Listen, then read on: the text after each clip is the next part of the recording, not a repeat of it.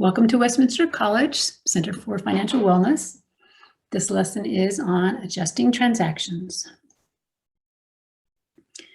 In this lesson, we introduce another type of transaction. What is different about this type of transaction is the reason why they're created and the source of the event, what initiates it. We will use the accounting cycle to explain. The accounting cycle is a sequence of activities or steps that take place to record all accounting transactions. A simplified version of the accounting cycle is shown here. Based on this accounting cycle, the activity that we have been involved with thus far is number one, analyze source documents under here.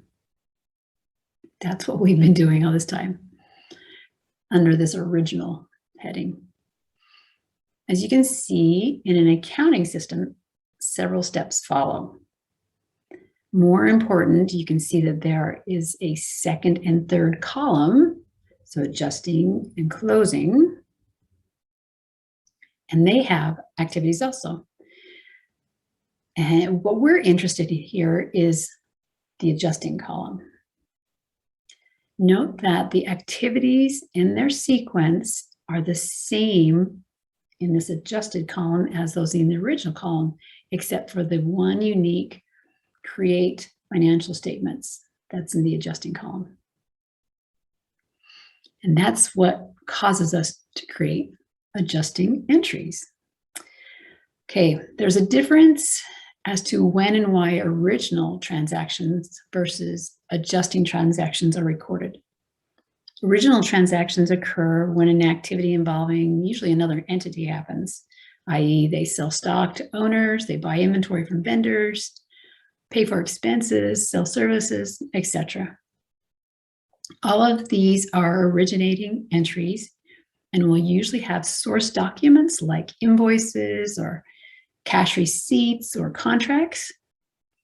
And these transactions are happening all the time, every day, right now, as a matter of fact. We have been analyzing these types of transactions over here in the original column.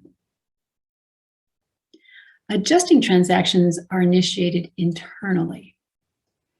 The adjusting entries occur when the company needs to create financial statements and because of the accrual accounting method requirements. While adjusting transactions may relate to original transactions, not all do. And again, the original entry does not initiate the adjustment. The need to create financials is what initiates these. Okay, this lesson will focus on analyzing adjusting entries. That's a lot of words, but we're going to do a few of them and then we'll come back and talk about this concept. Okay, most adjusting entries are necessary simply because of the passage of time or the use of assets. I have two examples here. CSI buys $10,000 worth of supplies, enough that it's going to last for several years. Those supplies will be used up while running the company. In other words, they don't last forever, right? When CSI needs to create financial statements, it needs to know how much of the supplies have been used up and how much are still remaining, because they have a supplies asset sitting in their balance sheet and they want to know the value of that asset. So suppose at the end of the year when financial statements are being created that there are $8,000 worth of supplies remaining. Well, that means that $2,000 worth of those supplies have been used up and must be expensed. That's an example of an adjusting entry. This transaction relates to the purchase of the supplies, but is created when the company needs to create financial statements. The vendor who sold the supplies doesn't care if CSI makes this adjusting transaction, only CSI cares. Okay, another example might be interest on a loan. If a $100,000 loan has annual simple interest of 4%, with both the principal and the interest due in 2 years, then at the end of year 1, interest expense must be accrued. That's the rent for loaning the money, right? This transaction is related to the loan, but the transaction is created internally. And again, the bank doesn't care if CSI or the company accrues that interest. It's just an internally needed step. In this lesson, we'll explore a few examples of adjusting transactions. Particularly, we will analyze the changes that these transactions cause to the financial statements. And then we'll step back and look at what the lack of creating these adjusting transactions would have on the financial statements. As in previous lessons, you will be actively participating in analyzing some business transactions. Please access, open, and save the CFW Adjusting Transactions Exercises workbook. We will follow the same analysis methodology, first looking at the impact on the balance sheet accounts, and then determining if there's an impact on the income statement accounts. So pause your video now and access and review that workbook. All right, our first scenario for an adjusting transaction. On January 1st, CSI purchased a utility van for $50,000 cash. CSI estimates that the useful life of the van is 10 years, and that after 10 years, it will have no salvage value, no residual value. They can't sell it for anything. What is the needed year-end adjustment? Okay, first of all, we're not concerned with the original purchase. That would have already been reported. We just need that information to help us determine what the needed year-end adjustment is. The transaction to record the purchase of the van was done on January 1. We're at December 31st, presumably. Okay, assuming that CSI just allocates an equal amount of the cost of the van to each useful year of the van's life, then it would use up $5,000 worth of the cost of the van. That's the $50,000 divided by 10-year life. So the asset previously set up must be decreased, whatever's in there. CSI used up that asset in order to run its business. It used up some of the internally generated equity claims, that means. All right, so I'm going to skip over to the balance sheet equation that we'd be using. Okay, so you can see that we already have beginning balances. That's presenting that we've already had the original entry entered. We're concerned with adjusting this. So we have said that the van that we set up, the value of it is gone, not the value, excuse me. We have used up the cost, 1/10 of it, so $5,000. So I'm going to go ahead and decrease the cost of that van to show that we've used it up. And this is just in running the business. And so we are actually using up some of the internally generated equity claims, aren't we? So retained earnings is likewise going to be reduced. If I look at my balance sheet equation, assets have gone down by 5,000, claims have gone down by 5,000, so I'm done. All right, so retained earnings change, so we have to ask our question, is this something that happened that should impact my income statement? Is this an operations, wealth generating or wealth consuming type activity? Well, yeah, they probably bought the van. It's part of to run the business. So they're using it up, and remember, using up assets is the definition of an expense. So on my income statement, I'm going to increase my expenses. And you remember that an increase in expenses causes a decrease in net income. Net income and retained earnings have changed exactly in the same method, way, and amount, so we are done. Okay, now let's look at this transaction. What's its impact on the financials? Our assets and our equity both decreased. Likewise, so did our net income. It decreased. So if CSI did not record this transaction, it would have overstated assets. It would have overstated retained earnings, and it would have overstated net income if they had not done this adjusting transaction. All right, a couple things I want to add to this scenario. The specific type of expense we are using here is called depreciation expense. That's the expense of using up long-term fixed assets like a van. Also, while we decreased the actual van account in our analysis, in actual accounting, we would have used a related account to the van, and it's called accumulated depreciation. I just want you to hear those terms, so when you hear them again, you'll kind of understand what they're in relation to. Okay. Next transaction. On January 1, CSI purchased a CD, so a certificate of deposit and investment at the bank. The CD investment will mature in 3 years, at which time principal of $10,000 and 2% simple annual interest will be received. At year end, what's the adjusting entry that they need to create?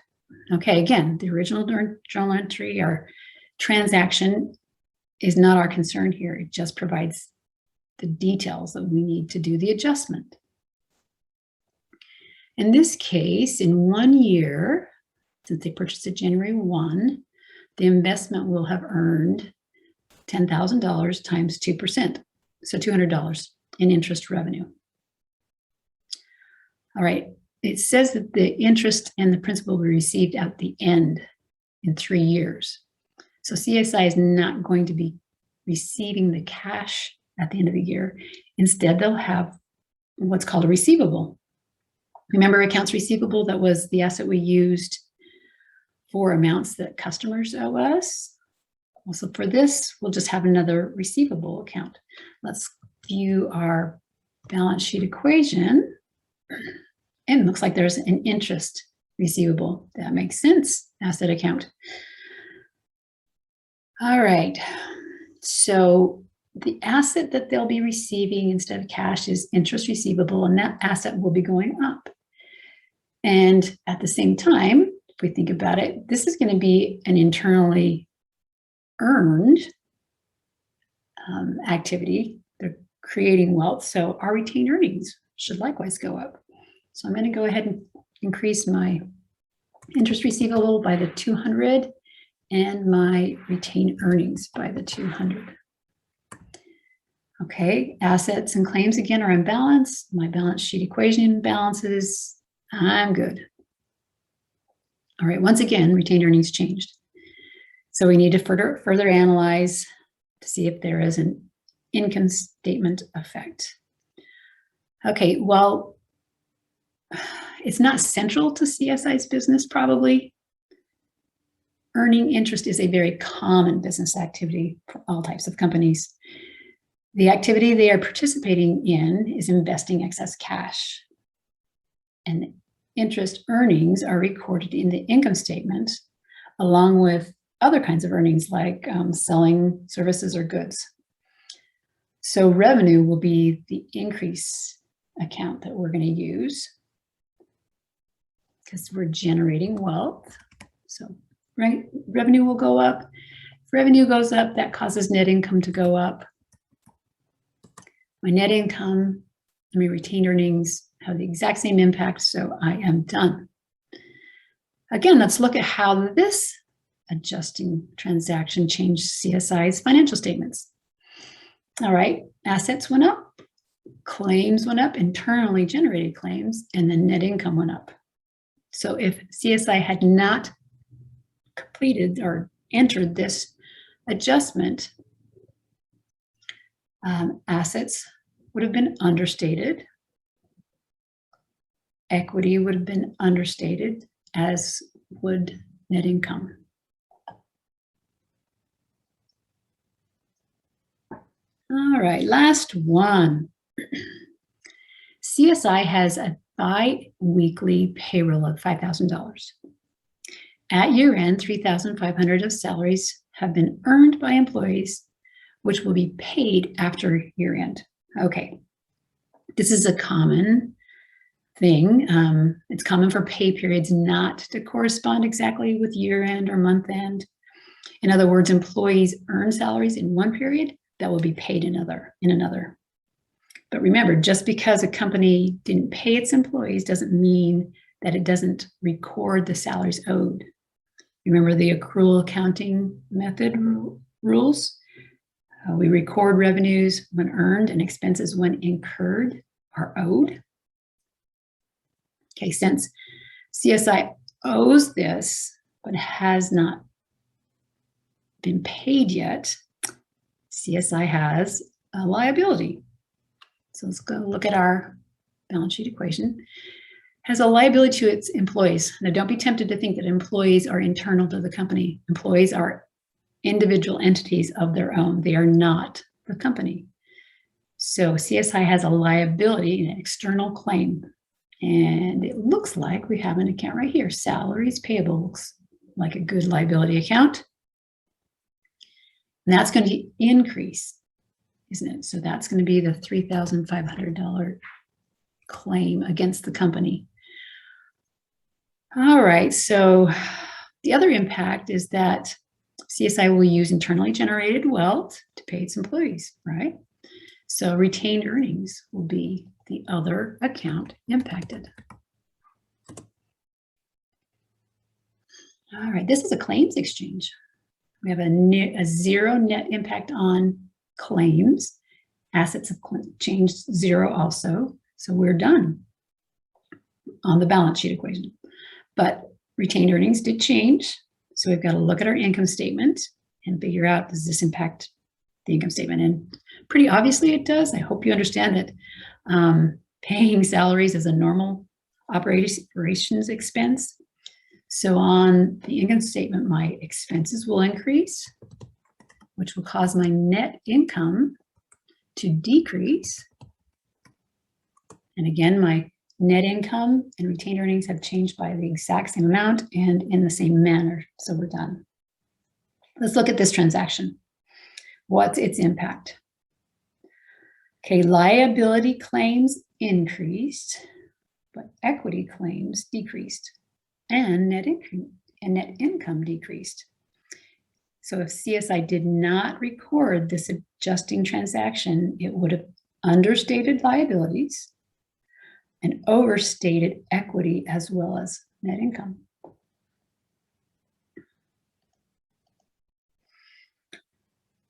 Okay, let's take a look at the total impact of the three adjustments we just made.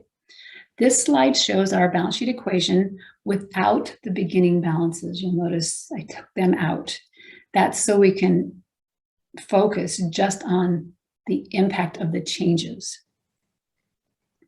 Okay, without the three adjustments, you can see that assets would have been overstated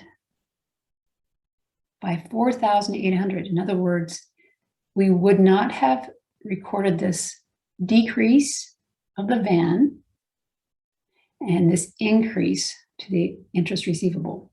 So without the adjusting entry, we would have overstated our assets by 4,800. Okay, liabilities. Since we increased our liabilities through the adjustments, if we had not done that, we would have understated our liabilities by 3,500. And finally, both our equity claims and our net income both would have been overstated by 8,300 if we had not created these adjustments. So why require adjusting transactions? Well, the bottom line is to more correctly communicate the results of operations. That's why we do accrual method accounting. It provides a better view as to what the activity values we participated in during a period of time look like, what the results of them are. We try to ignore when cash was received or exchanged. We try to look at the impact over a period of time of what our operations were. That's what accrual accounting is trying to do. So that's why we do these adjustments. And here we only did 3 small adjustments. The typical business will make many more and larger adjustments. So the impact on the financial statements will be significant. Okay, one last thing. The adjustments we did in this lesson are just examples. There are many other types of adjustments. For example, bad debts, warranties, pensions, interest expense, sales returns, and on and on. Our purpose here wasn't to learn all of these, but to get an overall understanding of what adjusting transactions are, how to analyze them, and why they're important. That is it for this lesson, so go ahead and take the related quiz to this section, and good luck. My name is Rick Haskell, and I'd like to thank you for watching this video as part of the Bill and Vieve Gore School of Business's Business Certificate Series. I'm a finance professor in the business school, where I'm also the director for the college's Center for Financial Wellness. The Business Certificate Series is offered through the Center as part of our outreach through the Gore School of Business. You can follow us on social media through Westminster's Instagram, YouTube, LinkedIn, or Facebook pages. You can use the QR codes provided or simply go to these websites. Thank you.